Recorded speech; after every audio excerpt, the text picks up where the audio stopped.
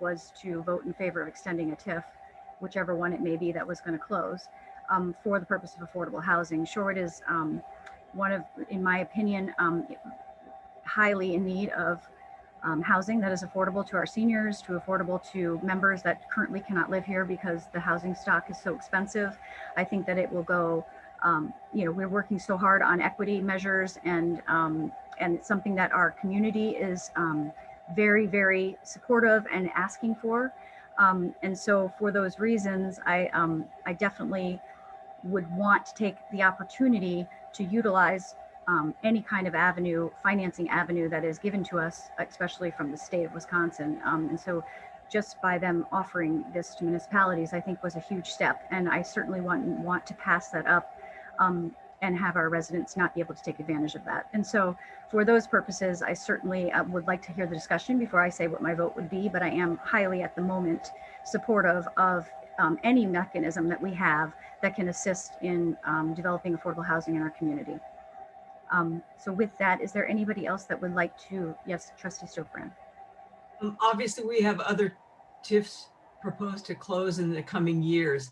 Will the school board finance people also be able to offer scenarios about if we didn't go with TID 1, if we closed TID 1 as it's scheduled to close, if we went and used another TID, if we extended another TID, we have like 3, 4, and 5, what would the impact be? Obviously, you'd be making an estimate, but if you, like today, if you did if you're, looked at those other TIDs, what would the effect be? Because I, as someone who would be voting, even though to the other trustees' point, we were just voting for our municipality and our taxing body, I would want to know the effect on the residents of Shorewood.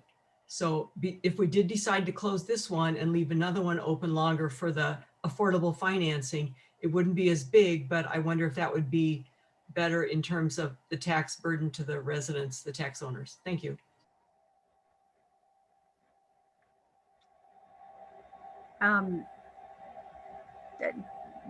Superintendent Davis, I'm going to assume that you don't have those. I mean, the reason that you have an impact that President Shah was speaking of is because you knew it was going to close this year and you factored it into your debt calculations. Correct. Yes. Yeah. I think anything beyond that would be, some estimates, and I'm not sure how accurate that would be. I would need to check with my finance director to see what we could provide. But what we'd have accurately would be our current scenario for this current TID. Thank you. Anybody else have any comments tonight? Hilary? Sorry, can I just ask, because I fully support Kathy's request for information for the community, because while we are both taxing entities, to Kathy's point, we do represent the whole community. So I hope that, Bryan, in the information that we can put together is some just brief overview of how this does impact the school district. Because while, yes, I totally agree that this is your decision, I want to be as clear as we can for the taxpayers, because I'm not comfortable being in one of the higher mill rate districts in the state. I certainly don't want it to go higher. So as we talk about affordable housing, I want to make sure Shorewood is affordable for all of us that live here too, with all of our tax responsibilities. So I do greatly appreciate the idea of making sure that you have the adequate information to make your decision, because I do appreciate what you guys have to decide. So I'm glad that we had this opportunity to talk, and hope that even though we don't have these meetings frequently, I think there is value, and hope that we can continue to have open communication. Thank you. Did I see another hand? Trustee Bockhorst? Yeah, thank you. So I'd like to echo what Ms. DeBlois said. These communications, the collaboration with the community partners is essential. I hope going forward, maybe one of the things that both the boards will do is to ensure that there is regular communication and work between the village and the school district, the superintendent, as well as the village manager. I'm sure that already happens. I know a lot goes on that we don't see. But in this case, and I know that this community really would support affordable housing. no question, this community voted 70% to raise their own taxes in order to pass the 2 referenda that we had, 2 years ago. So, and we all know, as a lot of you mentioned over and over, that taxes are high, but this community cares about the schools, and affordable housing has come up many times. So I am really excited. I am very excited to have a really solid conversation around this. I do not want unnecessary urgency, though, to dictate decisions. I've heard, as I mentioned before, lots of calls for information, for a nice presentation. Again, I don't see our finance manager. I don't see, this is it's a historic moment for us, and one that if we do it well and do it right, it could come, this is great for the community. So I think as the village board, because we are discussing the expenditure of this for the first time. I know Manager Ewell, you said that this information's been out there. We have not, as a board, said that we were going to do this. This hasn't been a proposal, and that's okay. Tick-tack goes the clock. So what I would recommend, and maybe this is to the village board members, and I know that tonight I can't make a motion for this, or maybe I could, but is that we write a resolution and a statement, and we mail out to every household in this village, coming from the village board, that we made this decision, if we do make this decision to extend this. This is our rationale.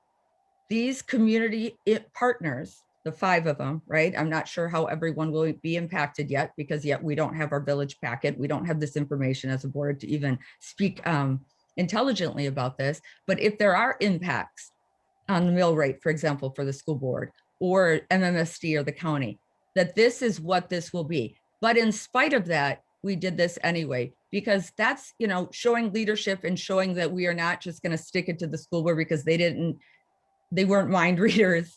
And the referendum that happened a couple of years ago, this wasn't discussed. So I too look forward to more discussion and more information in presentation, but I am putting this out there in everyone's mind. This village board, we really do need to communicate that this will impact our community partners. And since these guys are 42% of the tax bill, I think, and this is how so, and that we should support our school district and that we support our community. So that's where I'll leave that. Thank you. Thank you. And let me be clear here. The 5 taxing jurisdictions, the TIF is a village board mechanism to raise the value according to what TIF law is supposed to do, to raise the value of the property so that every taxing jurisdiction would end up with more taxes for their budget. And that is exactly what this TIF did. The reason that it's having an impact, what should happen is it closes and everyone benefits from it. You get a windfall of money. What the school district did was count on that and put it into their budget. We purposely did not do that, nor did any of the other taxing jurisdictions, because you never know until the village board votes to close that TIF that's going to happen. And so everybody has their own separate budgets. When a TIF closes, you will get unexpected revenue. And then, in my opinion, that's a bonus. So if you already use that revenue, that's on the districts that have it. But again, this is a village board mechanism to raise the property taxes in the district that should benefit all 5 taxing jurisdictions, which I think it will. And so saying that we need to consult with every single taxing jurisdiction, if they want to spend money before they have it, that's their own business.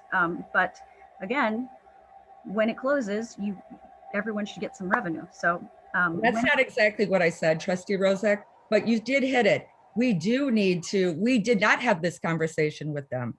We don't have. Please, she wasn't called on. I'm not. Why are you yelling? You don't have the floor. Can we move on? To you. Okay.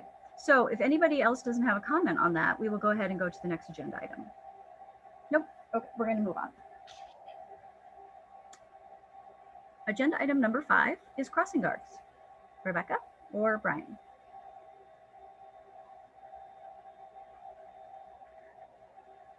Yeah, so I can start with that. So the information regarding the crossing guards. So this is the first that I'm seeing the kind of comprehensive documentation regarding the crossing guards. Now, Chief Nimmer has worked with our Director of Safety and Security, Joe Paddock, when we had transitioned from our virtual learning model which went through January 25th to bringing our elementary students back in a hybrid model. And so at that time, we had talked about our need for crossing guards because we hadn't had a need for crossing guards prior to that. So I know Joe has been having conversations with Chief Nimmer from that time, I believe in December through February. My understanding was that we were still working through some documentation and agreement on what that contract was going to look like and what the split was being, what the expenses are. As you know, with the school year this year, it's a little bit fluid with us bringing kids back full time. So right now our plan is to be able to come back with our K-6 students on March 15th, and we would be 5 days a week back to our regular schedule. So right now, the extra expense that is discussed in the documentation is related to a kind of middle shift because we're doing a morning and an afternoon shift with our elementary kids. And we typically would not have the need for crossing guards during the middle of the day for our elementary students. In this model, we do. It'll end up being January 25th through March 12th. Is what that'll end up being. So that's what we're looking at right now. What I'll need to do is take this documentation, process it back with Joe Paddock, our director for safety and security, check in with Chief Nimmer, and just make sure that we're looking at the accurate figures. And again, from a cost estimate standpoint, we'll project where we would be at the end of our transition here moving forward. So things might change. So I don't have anything more than that. Again, I haven't had time to really process that with Joe and Chief beyond that. So I don't know, Rebecca, if you have anything else related to crossing guards. Included in the memo that our village board will receive, this is also a topic that's coming to you on Monday, March 1st. There are various options from a cost perspective in terms of how you proceed that the board has in the packet for consideration. It's on the agenda today to talk about, and I haven't had a chance to read the entire packet for the village board yet. Can you just summarize what those, is there a village board decision on that's going to cost money? Is that what we're here to talk about tonight? Why is it on the agenda? The school district is the one who listed it on the agenda for this evening. It was going to be listed irregardless on our agenda for the village board on March 1st, but I'd be happy to go through the options that are in the memo if you'd like. Before you, you had asked for it to be on the agenda. Is there something you wanted us to be considering tonight or to know about in terms of finance? No, at this point, there's really not, because I need to go back. The information that is posted for this meeting tonight is information that I have not been able to process. We've again been working with Chief back and forth, but it wasn't until I think from the note of some of the documentation tonight till early this week that information was available. That hasn't come through my desk at all. So I would just ask that from a village standpoint, you pause and let me process through that information with my director and along with Chief Nimmer. And I would just propose that we bring it to you at a later time, whether that's later in March or whenever that is. So just because I wouldn't have anything else to comment on at this point as far as the accuracy of the numbers or anything like that. We haven't formally processed that yet.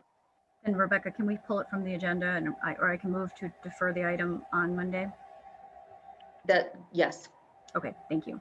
Trustee Carpenter.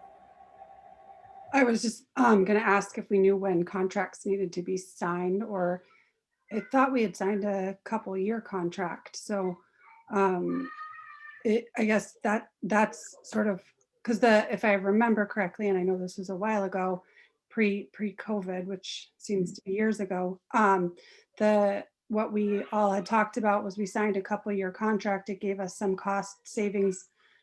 Of course, no one had the crystal ball to know that COVID would happen, but the plan was that would give us enough time to get us through a couple of years and sort of formulate another plan, so we're not spending $100,000 a year on crossing guards. So I mean, it's fine if we need to defer, but maybe that's also part of the conversation when we bring it back for both groups.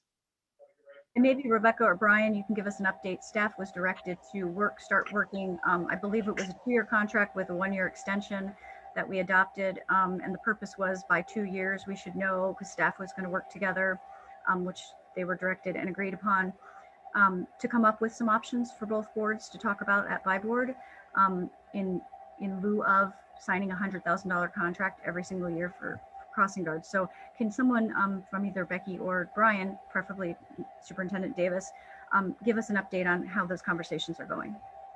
Yeah, I haven't had any further conversations related to crossing guards or a different solution that we're in right now. Again, we've been working through a pandemic environment to try to make sure that we're educating kids to the highest quality possible. So we haven't had the opportunity to talk about crossing guard contracts any more than we had originally signed. And we'll be, again, the conversation regarding this agenda item is just related to processing what we have for this year. So that's something I can get back to you on with some feedback from Chief Emma. Thank you, because you do have 1 year left to come up with some alternatives for the by board. And I do believe it was very strongly held that we wanted some alternatives because $100,000 a year was a big expense. Hilary DeBlois. Thank you. I just wanted to clarify so that I was understanding the proposed option correctly. This is only because of our not normal school schedule. Is that correct? So that once we would go back to full time, then it would revert to the 2 hours per day pay schedule. Am I understanding that correctly? So really we're talking about 2 weeks of this change of pay. Correct. Yeah. Again, I need to go through all the details and verify that. But yes, what I would anticipate that change would be on March 15th when we go back, that we would be back to our regular schedule. And Allison or President Rozek, can I just clarify what you just said? Were you saying that it was up to the school district to come up with an alternative plan? Oh, so I think we're talking about two different things. So yes, you're talking about, I'm under the impression that the school district was going to cover whatever it is that has to happen this year. If I'm wrong, Brian, I'm sure Superintendent Davis will let me know. But what I was talking about is the original contract that we had signed and agreed upon with the by board together was a 3-year, I believe, 2 years and then a year extension. But by the end of the 2 years, we just wanted to hear from staff. They were going to come up in a group, the administration was going to come up with some options for us of alternatives to the current, we only have one provider in the whole state, which is our current provider for crossing guards. So we were looking at some ideas had come up just of, is there anybody at the village or the current employees that work part-time that, is there any other options like Whitefish Bay, looking around the state and seeing if there's any other options that we could discuss and consider other than the one provider that we had. And so I think that's what I was talking about. I know that they originally, before COVID hit, our administrator, Rebecca, had reached out and those conversations hadn't happened yet. So I'm just wondering, I know COVID's happened. I know we're all in this, emergency situation and scenario, but as it's calming down, I just wanted to remind us that the clock's ticking and we do have just about a year until we have to have these, talk again about either extending the contract or doing something different. Yeah, thank you for that clarification. You're welcome. Anybody else that wants to talk on this matter? And Superintendent Davis, I'm sorry, for the 2 weeks, is it the intent, since we're not going to be meeting or talking about a village board, the school district would just cover those additional expenses? I'll get back to you on that. I've got to look at the entire cost that is allocated for those. And again, remember, nobody's paid anything as we're looking at from beginning of the year to January 25th. So we didn't have any crossing guard costs during that time. So that's a significant savings for both of us involved in the contract. So those are things that I'll again take a look at our current analysis and get back to you on. Okay, and if we do defer it from Monday's meeting and you need an answer or a decision from the village board before that in order to execute, please let us know before Monday. Yeah, will do. Thank you. Okay. President Rozek, it's actually the village's contract to execute. Okay. We're the contract holder. And so, okay, I apologize for that. Do you need an answer from us? It's still like to defer it. And You're okay with deferring it? Okay. All right. With that, is there any other questions or comments on that agenda item? If not, we will go ahead and move on to the next agenda item, which is equity initiatives, number 6 on our agenda. And I'm not sure who put this on, Becky? President Shaw? I think I can start the conversation. I think one of the things that we wanted to do with our time together tonight is kind of just share some of the things that have been happening. And so we have, you know, as you know, at the school district, a kind of a whole program and process and plan in place for equity. And it sounds like, you know, we get to hear a little bit about what's happening at the village side too. So just wanted to kind of share some information about what's happening on both sides. I'll start. We're in the process of a community equity ally academy that's part of our systems ICS work, and that'll be starting on March 18th. And so this would be kind of 4 sessions with our new director for equity, Sherry Tucker, coming in and kind of learning about the kinds of work that we're doing at the district level around equity work. That would be open to everybody. So you know, I don't know if and we'll, I'm sure, share this, or maybe it's already been shared in the village manager's memo, but I mean, that's one thing that we're doing that's, I think, more open to the community and not just within our school buildings. And so I don't know if there was other things that you guys wanted to share with us about things that specifically that you're doing around equity work.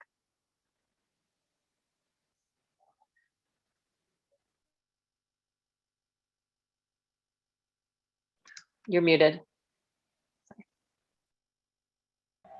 Trustee Warren, as the head of HRC, as our trustee liaison, is there anything you'd like to share? Well, I can just share kind of generally what you know, my thoughts. I don't have HRC's recent communications and recent discussions in front of me. I mean, we've been doing a lot of planning for the coming year, and I do wish I had the buckets laid out. I don't think is Tyler on the call, Rebecca? I don't believe that he is. Okay, you know, again, like, I don't want to look unprepared, but I wasn't ready to talk on all the initiatives. But I can just say, you know, as a general matter, you know, some of the equity initiatives we've been pursuing, you know, obviously there's an equity component to some of the studies we've been looking at. You know, you take the police organization study, you take some of the things that have been coming out of that. You take some of the training that we've fully funded this year, such as the you know, I know I'm butchering the title, but the anti-racism training that we're funding, and we continue to look at, and we continue to look at expanding. You take some of the things that we've prioritized, such as the welcoming village ordinance, that I think at one point or another, all of us have really expressed, and I'm not trying to put words in people's mouths, but all of us have expressed a desire to move that forward. Now, of course, because of the pandemic, a lot of things got backburnered a little bit this year, but we look forward to kind of getting back on the horse with some of these initiatives that we prioritize. But I can assure you, and I feel bad, I don't want to start naming off random HRC initiatives and leave some out.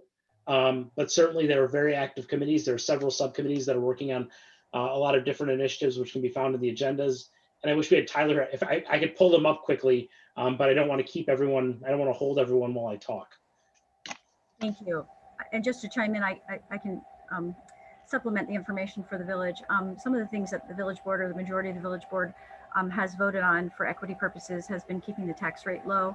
I know during our budget season, that was a big conversation that we had in every budget session that we had, is trying to keep during the pandemic, and knowing that people were, you know, the tax rate's pretty high in our village for purposes of entry, living expenses, and allowing for diversity to occur. We did want to keep the tax rate low. And so we've done that for 3 years in a row, below 1%. And so pretty proud of that. The other thing for equity purposes is there's been a lot of discussion. The CDA has always focused on the business district as our redevelopment authority. But what hasn't come to light until recently, within the last, I'd say 3 years, is that they also are a housing authority, and by statute. And so knowing that and focusing the conversation on affordable housing also has been a big step forward, I think, in pursuing equity within our village. And so those are the two things that really ring really high of importance to me. And I know that the board had many discussions on both of those over the last 3 years. So pretty proud of those. I would also add, you know, things like the Shorewood Speaks Forum, where we discuss these issues, we try to surface issues, we try to take actionable items away from that, you know, just really trying to involve the community and talk about some of the things that have plagued our community for many, many years now. And at least getting kind of knowing what the problem is, so then you can move ahead, address the problem, creating discomfort, and really just asking the questions that haven't traditionally been asked.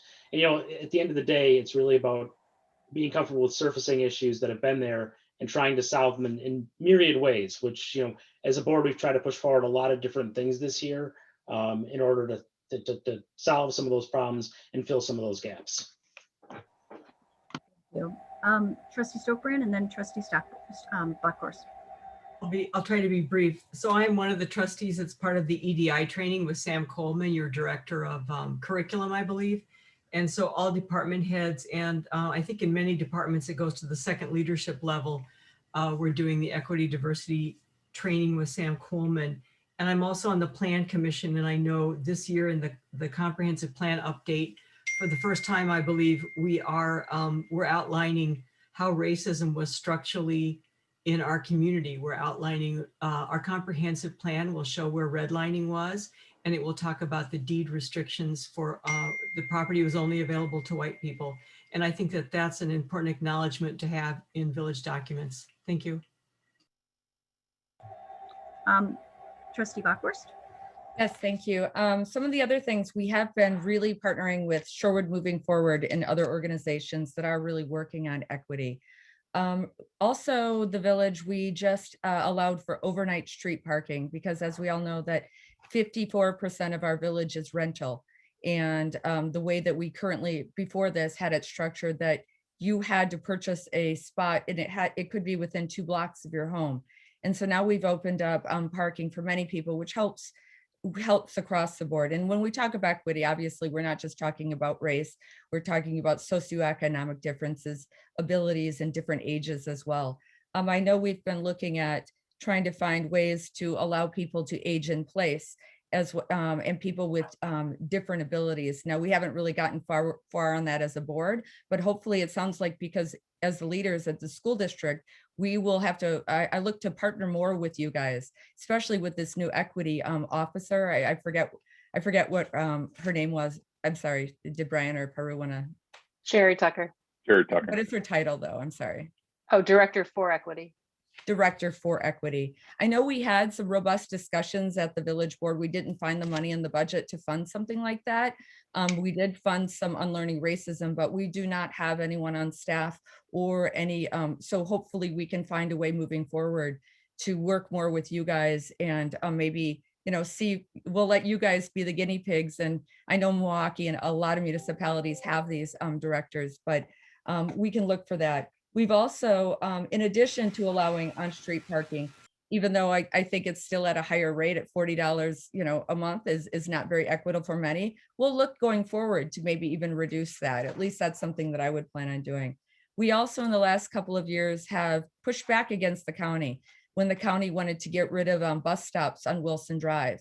We said, no, that's not fair. That whole populace, predominantly rental, and a lot of people don't have cars, a lot of older people, disabled individuals. So we have done that. And then also we've continued to robustly fund our senior programs. And our senior programs aren't just for seniors in Shorewood, but they bring people in from other municipalities.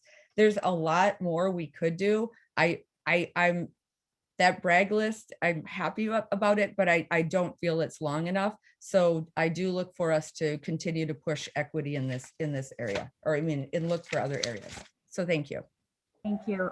One other thing that just was adopted, President Shaw, for your board, was we did just adopt a TIF policy at the village board, and in that policy was the first time that we actually require a percentage. If you get TIF funding, a percentage of your contracts need to go to I don't remember the term, if it was disadvantaged, but some sort of, I don't remember what the exact term was that we settled upon, but disadvantaged contractors, which included, you know, minorities, people of color, women, other specific groups. And so that's the first time the village has ever actually required something like that. We are going to be looking, coming up in the next year, at our purchasing policy, which started down the train of, you know, not requiring, but looking at putting out for bid contracts to provide equal opportunity to all contractors. And I always say purchasing policy 2. So when we go and reevaluate it, the village board may look at requiring that a certain percentage of contracts or your subcontractors be of disadvantaged populations. And so hopefully that'll happen. But those are 2 financial policies that are in place now or will be in place. Does anybody else have any comments? Trustee Warren? Sorry, I didn't want to give the short end of the stick to some of the really great work that the HRC has done. So I went back and I'm not going to take very long, but I tried to bucket out some of the work that we've been doing or we plan to do in the next year or so. So one of the buckets of work I would say is kind of law enforcement data, analyzing law enforcement data and kind of the whether we can improve certain aspects of law enforcement here in Shorewood. Another aspect, and again, these are my words, so we can kind of look at the agendas and see kind of how they're agendized there. But creating safe spaces through things like Shorewood Speaks, through things like forums, so you can identify some of the community problems. Another thing involves a lot around films, performances, musical performances. There's even been discussion of things like why certain vendors are used in Shorewood schools. So there's a very broad kind of diverse array of things that the HRC is doing. And, I'm blown away just kind of, I was blown away at the meeting. I'm blown away now by kind of all the things and all the work that we plan on getting done in the next year. And I'm really looking forward to kind of seeing some of those things come to fruition. Thank you, Trustee Warren. Any other hands for the discussion? Yes, Clarke Warren. Thank you. President Rosick and Trustee Warren, you stole a little bit of my thunder there on some of the things you were mentioning, one being the purchasing discussion that you've been having at the village, particularly with the HRC, but I wanted to acknowledge that because that was something that the last HRC meeting that we did discuss, Trustee Warren, that we would they wanted to partner in discussions on that, how best to do some of those, enhance some of those policies and procedures to make sure that you're being intentional about how you're evaluating your suppliers. And then the other one was that I don't know if you guys have seen it yet, President Rosick, but I know the HRC is finalizing their 2020 accomplishments and preparing their 2021 plan. And then the final thing was I wanted to give a shout out to our Youth Rising Up movie that was just released last night. If you haven't had a chance to watch it, please do so, because I think it's an example of the types of things that Trustee Warren was even talking about as far as educational pieces. Being educated by the students themselves isn't a half bad thing. So if you haven't had a chance to watch it, just please do so. It's really well done. Thank you so much. I appreciate that. President Rosick? Trustee Bockhorst. Yeah, I'd be remiss if I didn't mention this, and it might sound like a stretch, but hear me out. So small businesses and family-owned businesses are valued in Shorewood, and we do have not a significant amount, but we do have diversity in business ownership. So one of the things that the village board did was approve the CDA forgivable loans for COVID for all the business owners, and I think if I'm not mistaken, it was about around $5,000 per applicant. I don't know, President Rosick, you probably know. And this was forgivable. So it's not necessarily an equity initiative, but I will say it's something that we should be proud of as a community, because to help local businesses and small business owners stay afloat, that does speak to the charge of equity. And otherwise, we could just allow the big boxes to come in, et cetera. But thank you. Thank you. President Shaw, did you have something? No, I appreciate that. I mean, I think that, I guess we were, I think when this was coming up, we were just thinking that there's a lot happening on both sides that we don't necessarily always get a chance to kind of discuss. And ours is so focused on what's happening in the classroom and what's going on with our teachers, their professional development, and, what the Office of the Director for Equity is doing. So it's really great, I think, for us to hear, I think, more broadly, and to think about how both boards can work together on equity issues kind of more broadly as well. So okay. Thank you. Okay, well, with that, I know that we're a little over, so we will wrap that up and move on to the next agenda item, which are we going to be able to? It's 7:07. We said we would end it. Pablo's already had to leave. Okay. I know you had requested we end by 7, so Is it okay if we table those for another by-board meeting? Playground equipment.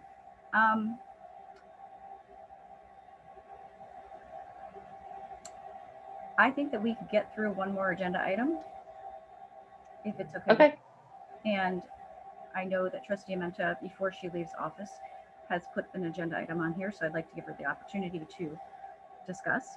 And that would be agenda item number 8, and we will defer 7 and 9 to the next agenda. So number 8 is, what is school district doing to address declining enrollment? Trustee Amenta, I know that's something that you wanted on the agenda. Would you like to kick it off? I just, the well-being of the school district, the reputation of the school district is very tied to the well-being of the entire village. And I think we all know many families who have made alternate decisions for education this year. And it's somewhat alarming to many people in town. So I guess I would just like to get some idea of, some idea of what the district is planning to do to get back some of the resident enrollment that has left, or increase other resident enrollment. That's my question. Thank you. Is Superintendent Davis here? Do you want to? Yep. Or President Shaw, I'm sorry, I see your hand. I'm happy to start. We actually had a 2-hour budget meeting yesterday as the school board to talk about, and we talked a lot about enrollment. So the number currently, I think, was 132 students who've left. And we talked a little bit actually about how we compare to other school districts, and we're about in the middle of like what other districts have in terms of percentage of students lost this year. And so, I mean, the things that we're doing to increase or to bring the students who left back are really just to reach out to all those students and families directly. And as we transition back to being full-time face-to-face, both this year and plan to do so for next year, let them know that that's our plan, and that, we've had, as of yet, great success with hybrid, expect to have great success with face-to-face.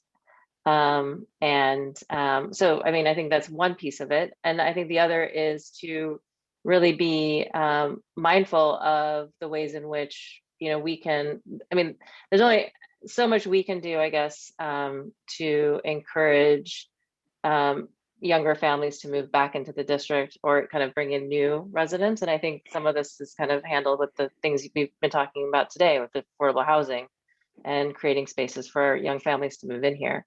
But the kind of like the first step that we're proposing is really to look to those families that decided to go to schools where they were face-to-face and say, okay, well, we're doing that now, and see, if we can bring some of those families back.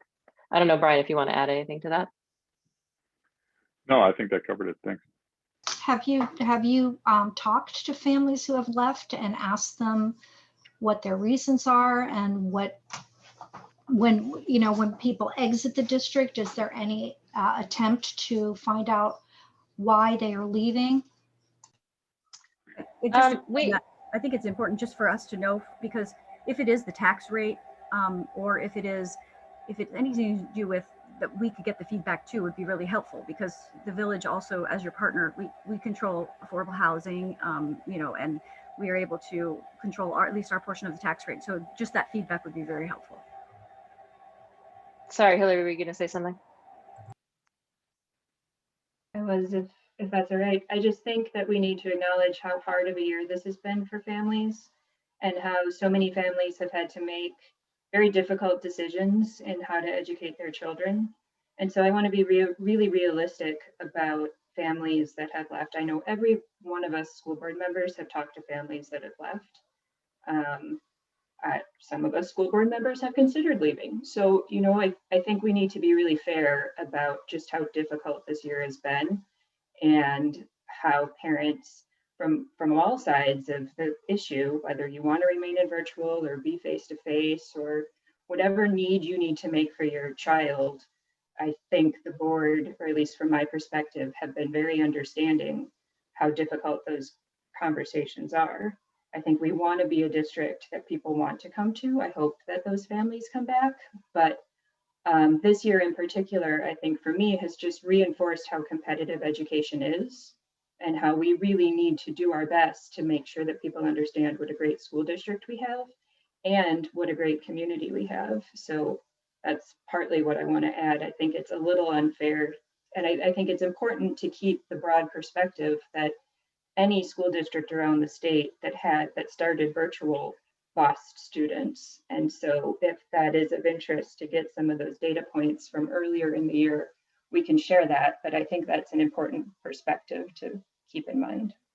Just before I move on, I think the specific question was, do we collect that data? I mean, does the school district collect exit data?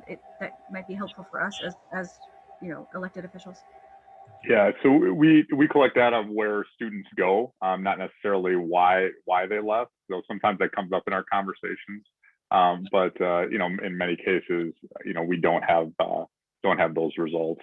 So I can tell you that the game changer for this year certainly was the pandemic. So it was the ability to go face to face, and many of our families chose we know to go to St. Robert's right in town here, who decided to provide face to face 5 days a week instruction, and that met those families' needs. And so our decision was not to do that. So again, I think the best thing that we can do to attract families coming back is to be able to get ourselves back to 5 days a week, face to face, which we plan on doing with our elementary kids on March 15th, and then be able to just continue with our mitigation measures from the village. So again, we appreciate the village's being leaders in mask policies and things like that, because I think that has certainly made a difference over this year. And we just continue to work on those mitigation measures to make sure we can keep the burden level low and we can have a successful start to next year, which we project to be able to do. So we anticipate a lot of those families then coming back, because we'll have what they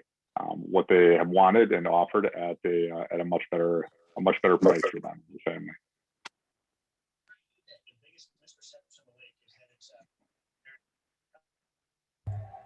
Thank you. I have a comment, but Trustee Bockhorst, did you want to go ahead? Well, I saw School Board Member Warren up, but I don't know if he wants to follow up on that, but I had a new question. Oh, and actually a follow-up comment too. Up to you. Okay. I just wanted to clarify something if I could, if that's okay, or ask for clarification maybe to Trustee Amenta's question. Bryan, you said that we don't collect information as they're leaving specifically, which is what she was asking. But as Paru was saying, when we started to call these families back, that was one of the things that you are now going to be collecting, right? Even though it's not at the time that they left, you're going to be asking, why did they leave? And then if they're not coming, why are they not coming back? And if they are coming, what ask them, why are they coming back? Yeah, that's part of our outreach as we're moving forward, correct? Yeah, I was just speaking to the people that in our general process of enrollment. Okay. Thank you for that clarification. I appreciate that, Clarke Warren. Trustee Bockhorst. So, okay, thank you. So yeah, it sounds to me that one of the things that we could all do to help equity here is to work with the school district to try to strengthen. And I know that Dr. Davis and others have said that the mask ordinance and other things have helped that, but let us know what we can do as your village partners in all of this, because it's in our best interest too to ensure that the school district is strong and that we're all vibrant. So, we have a lot of responsibility in this matter as well. I know that we are all different governmental bodies. Yes, we all know that, but we are partners, we're community partners, and we share the exact same boundaries, the same political boundaries. So anything that we can do to help, I will commit myself to helping as a trustee, and I would hope that others would as well. So thank you. Trustee Carpenter. We're, does that, I think it was 132 number, does that include any new families that moved into the district? Or what, like, I'm just trying to understand that. That number is residents who were enrolled last year in our schools who could have enrolled this year but didn't. Okay. And I feel like that was a net. Sorry, I'm sorry. Go ahead, Emily. I'm so sorry. If I remember from last night's presentation, do you remember, Brian, if that was a net number? It was, yeah, but it was specific Yeah. to resident students. Yeah. Yeah, so it's not like people who moved to like different places or graduated out or those kinds of things. Because So, that number is also then collected, right? Like if you look at the full number, so. sorry, so that 132 is not the full number? I'm just, I'm confused now that Emily said that. So Yeah, is, so can Brian, you clarify that? President Davis, can you say what the net is? Is it meaning people who have left minus people that have moved in? Like, what's the net? Correct. Yeah. So it'd be students that are residents. The net between the people that have left and the people that have moved in is 130. So we're down 132 for And- residents. So. And What was the number of people that left then? It's a good question. I don't have those numbers. I don't in have front that of me. number on the top. We just looked at this yesterday and I didn't have that. That wasn't included, so. Could you just follow up? And sorry, can I ask? Sure, go ahead, Trustee Carpenter. And when are those conversations happening with families that have left? So our focus now is to be able to get our kids back in March 15th. So we've got all hands on deck to make sure that we're safe and ready to go for that. So as soon as we make that transition, then we'll start those conversations probably right before spring break and then after spring break as we're doing that outreach. Thank you. Trustee Carpenter, do you have anything else? No, thank you. Emily Baird, did you have anything? Oh, just quick point that I believe there were a few families who left and came back. So that's the other part of the net that we were talking about. Thank you. Trustee Stokebrand. So just to be clear, you're going to be doing exit interviews around spring break about why people didn't come back in the fall of 2020? No, so we are going to do outreach. We have a list of students, of resident students that left. And so we'll be working through that list to make contact with those families. Again, to essentially encourage them to be able to come back. In that conversation, we'll be finding out why they left. Again, we anticipate that it was to offer that full face-to-face experience, 5 days a week, be able to provide. These are people that left last August. These are people that did not return for this school year, yeah. And so now, so you'll be doing the follow-up in March. Yes, it's February right now. Yes, we'll be doing that in March. Thank you. I hope you can find them. Yeah, they live in Shorewood, so we have their address and we have their phone number. So I'm very confident we can find them. Many of them are at St. Robert, so they're not too far away. So we'll be able to track people down. And again, I think the biggest thing that we can do moving forward is get our kids back fully face-to-face and present that option that they were looking for in August.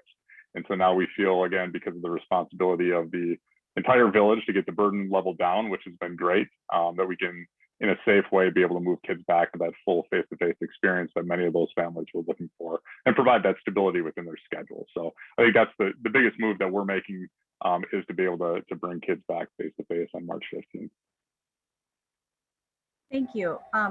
Just to wrap this up, I think it's really important if you do exit interviews, which I would love, I would request, if anything, I would prefer, that would be my preference. And if you could share that with the village as people are leaving, as it's very important. The school district, as we all know, is the key to our community, having a healthy school district, because people move here for our schools. And so some of the things that I've heard as a board member, as a trustee, and then as president, has been some families moving out because the tax rate's high. They can't afford our taxes. That's something that we all have control over. So I'd like to just share that. That's some things anecdotally that I've heard from some families that have left, or that the housing stock is getting to be too expensive. And so when we talk about new families moving in and how do we attract young families into our community, I know that the village board can have some impact as well. And so I tend not to, because I'm not the school board, focus on curriculum as much, or changes in curriculum and how that affects the leaving or exiting or coming of the students. But any kind of information you can share with us as elected officials of the village on if you hear about tax rates or housing expenses or anything that we have any impact on, that would be so helpful because we aren't there to communicate with the parents that are leaving or the students. And so we're going to rely on you as our partner to provide us with that information. So that would be just helpful if you could gather it at some point down the future, and anything you do gather, if you could share with us, that'd be very helpful as well. Trustee Amenta, did you have any follow-up questions before we close the agenda item? No, anybody else? Okay, well, thank you so much for entertaining that last agenda item. Yes, Rebecca.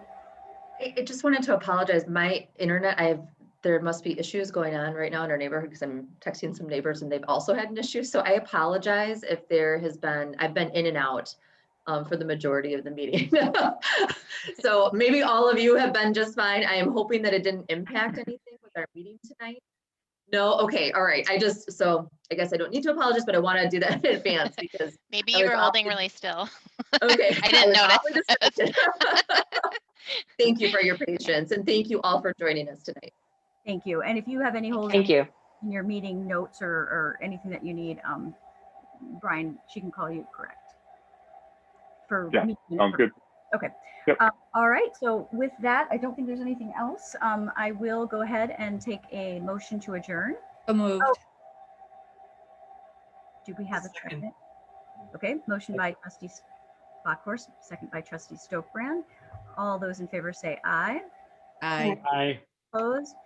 Motion carries. All right. Have a great night and thanks so Good much. night, everyone. Nice Thank to you. see you all. Bye, Bye. everybody. Thank you.